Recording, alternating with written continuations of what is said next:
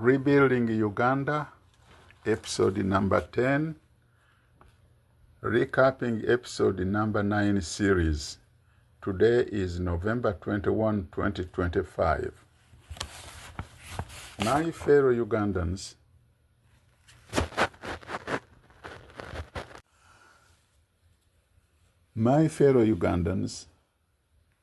this is the voice of Uganda, which has refused to remain silent. Today, we, the members of Uganda Indigenous Peoples Liberation Organization, are tempered by the savage brutality of Tutsi invaders and the indifference, greed, and selfishness of many Ugandans who are enabling invaders to occupy and dominate our country. We can no longer sit on the sideline and timidly whisper in dubious, meaningless slogans which cannot save Uganda from invaders. A moment of Uganda's children to rise up and rescue their country from invaders is past due. Let us wake up. We refuse to be mere spectators in the story of our country's demise.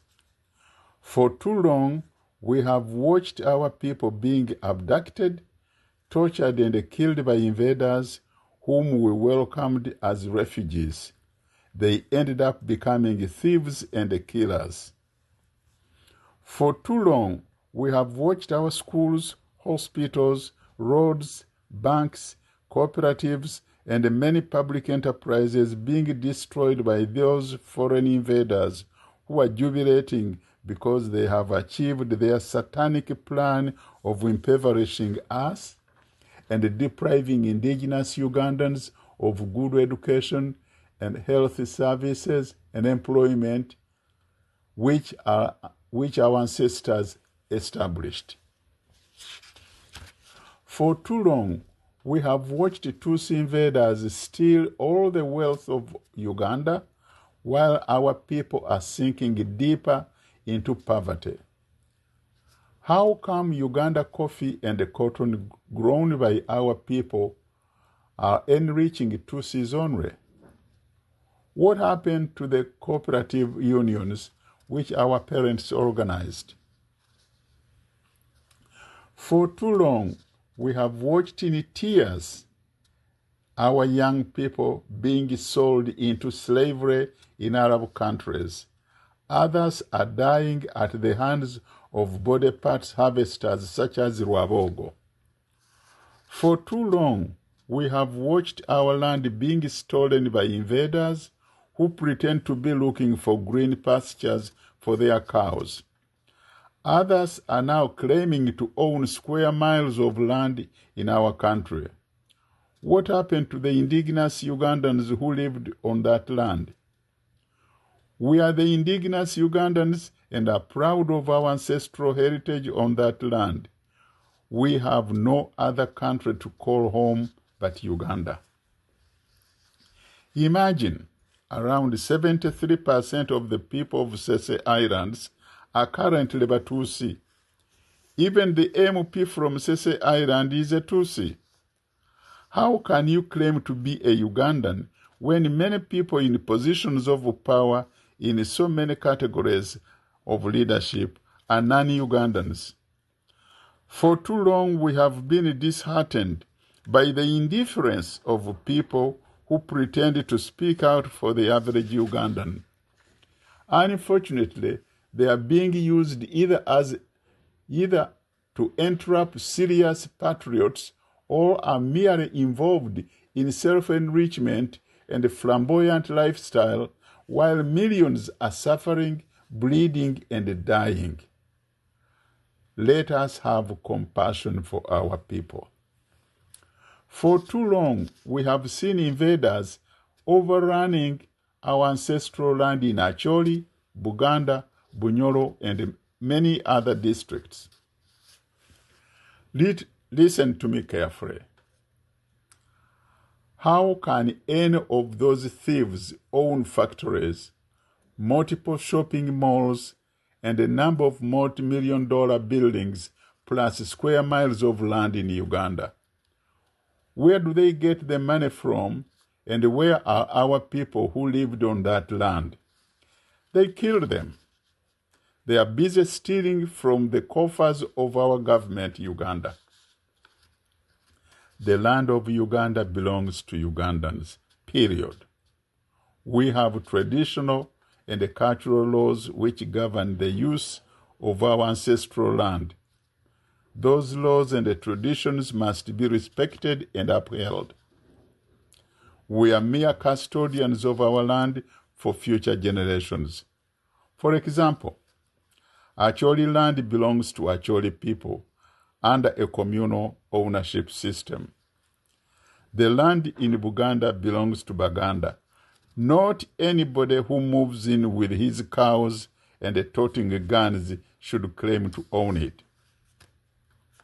My fellow Ugandans, land is our identity, ancestry, dignity, survival, and inheritance. We cannot claim ownership of land anywhere else on this planet but in Uganda. When you lose land, you have lost control of your life, identity, dignity, and power. When you lose that power, you become a vagabond without dignity, wealth, and human rights. That is why it is called real estate, because that is the wealth which is real. Look around Uganda. See how many families have been pushed off their ancestral land by Tutsi invaders. This is totally unacceptable. We must reclaim our land, which our parents and grandparents handed over to us. We must hand it over to our future generations. That's our responsibility. Many communities have lost forests, rivers, and natural wetlands at the hands of those scavengers who are out to enrich themselves. The end result is a dangerous damage to the environment after cutting down all forests in Chagwe, Busuju, Singo, Sese Islands, Bunyoro, Acholi, and many other locations around Uganda. Those marauders have forced our people off their land in Karamoja, Bunyoro, Busia, Mubende, Kochi, and other locations where minerals and oil have been discovered. Unfortunately, those scavengers came with a 100-year plan of establishing their dynasty by exterminating indigenous people. It is very sad to see a number of native Ugandans secretly assisting those scavengers in exchange for financial payoff and or lustful extravaganza. We are not fighting a single tribe but a group of criminals who invaded our country and are causing all this havoc to Uganda.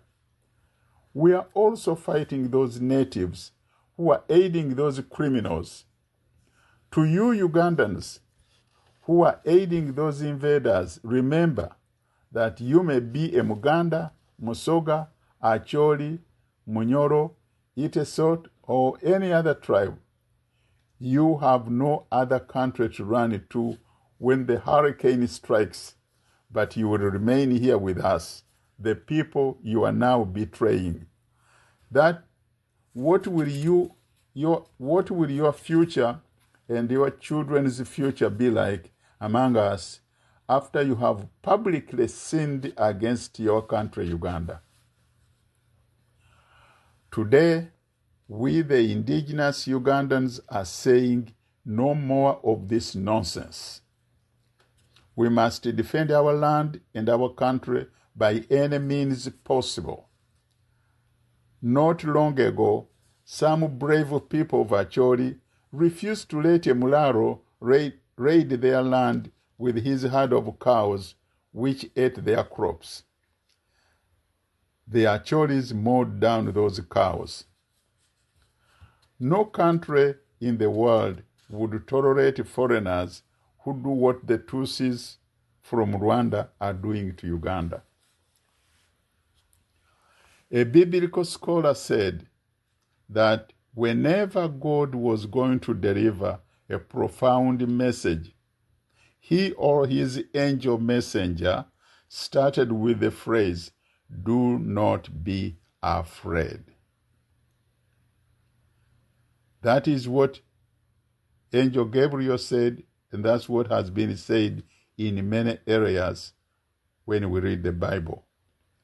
That phrase appears 365 times in the Bible. That is equal to the number of days in a year.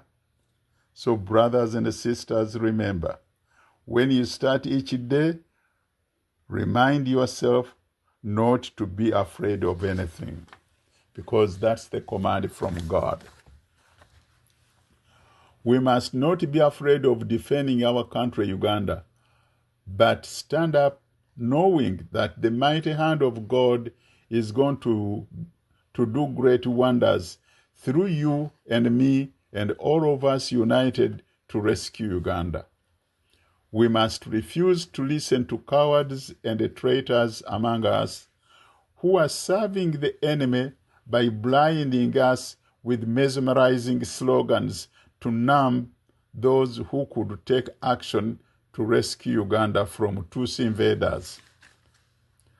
Remember, Uganda can and will be liberated by Ugandans. No foreigner will come to our rescue. The Ugandans I'm talking about are all of us, Acholis, Langis, Karamajong, Lugbara, Madi, Banyoro, Bakonjo, Baganda, Basoga, Bagishu, plus all other indigenous people of Uganda. We must unite as one people, regardless of our tribal differences, political parties, or religious affiliations. We are the Ugandans whose country is being stolen.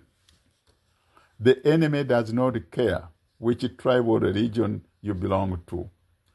We must unite as Ugandans and defend our motherland. An attack on one family is an attack on all the citizens of Uganda. The time of merely taking pictures to show others the misdeeds of those invaders is over. Some of you call it okulabisa.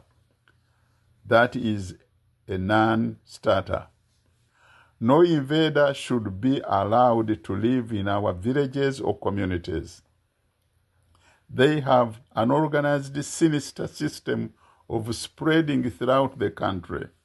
Ugandans must likewise organize to make it impossible for them to live in any location of our country. Uganda will always welcome refugees, because we have also been refugees somewhere else. But they can live in Uganda according to the international laws in designated refugee camps that are supervised by the United Nations High Commission for Refugees.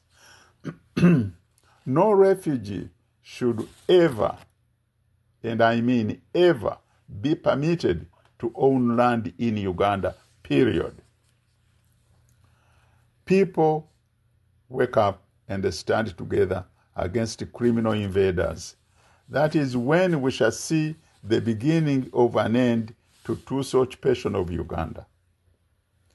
That is when we shall see indigenous people in positions of power and responsibility in the military, police, prisons, electoral commission, regional and district commissioners, directors of public organizations, ambassadorial positions, etc., etc.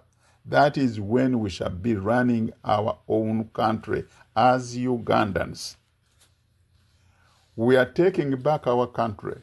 We must rise and face the enemy. We must speak less and act more with anything we have, especially our very numbers and determination.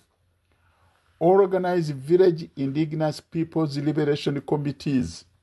Identify the enemies and the traitors among us and deal with them. A silent nation is a conquered nation. We cannot permit that to happen in our country. Protect your land because your life and the future depend on it. Remember, when you are cleaning grasshoppers, you pluck their wings one grasshopper at a time, and you end up cleaning a whole basket. Do not be afraid to defend your country, Uganda. God save and bless Uganda. On behalf of Uganda Indigenous Peoples Liberation Organization, thank you for listening.